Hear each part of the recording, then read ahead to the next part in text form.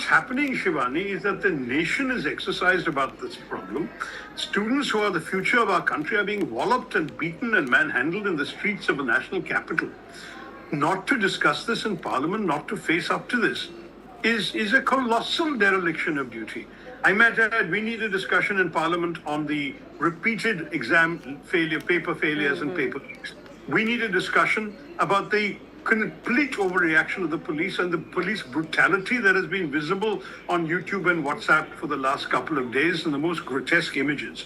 We need an accountability mechanism for both. Somebody should be accountable, number one, for what happened to the papers, and if it's not the education minister, you tell me who should be accountable. And then secondly, somebody should be accountable for the police brutality. And unfortunately, there was a political decision taken to launch police brutality. They moved the police commissioner out, got in a new police commissioner, and then started beating the kids. But I don't know if anyone knows this. He was removed on Sunday, a new man was put in on Monday, and Monday they started beating the kids. This is shocking. And finally, there has to be a discussion on all the related issues, including the students' demands for compensation for those families whose children committed suicide and shock, for those who missed out on the exams because of the retest.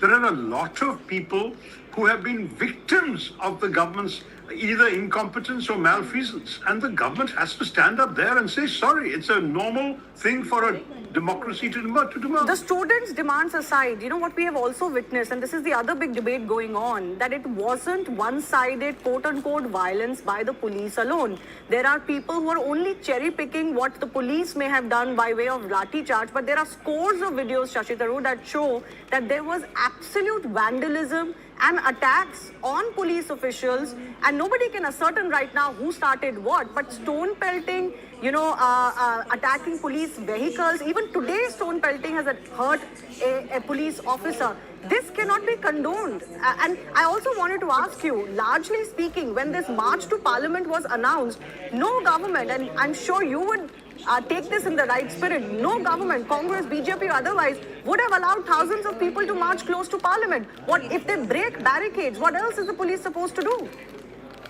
Look, I'm not condoning any violence, and I think that violence can also be investigated.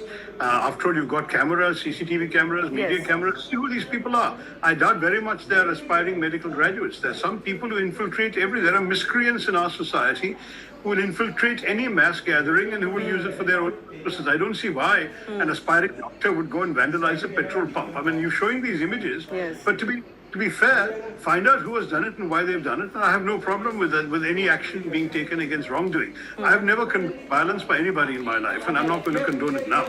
But I don't think that we should be holding unarmed protesters to the same standards as police wielding shock batons, lathis, in some cases unarmed, ununiformed people were wielding sticks with studded nails. I spoke to a young girl who witnessed it with her own eyes, and she was weeping. I'm sorry, I've actually gone and talked to these students, and I didn't do it as a politician. I didn't go on a stage. I didn't make a political speech. I just went to hear them out.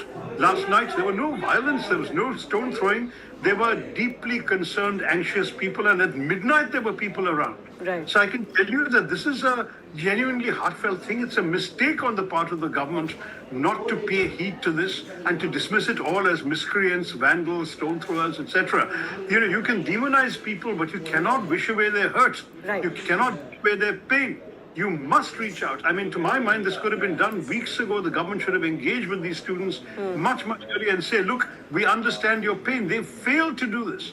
What I cannot understand, I was interested to see a man who was a BJP leader till recently, Mr. Annamalai, has posted saying that he was shocked at how long it took the government to engage with the students. Right. This is what many of us have been saying for weeks.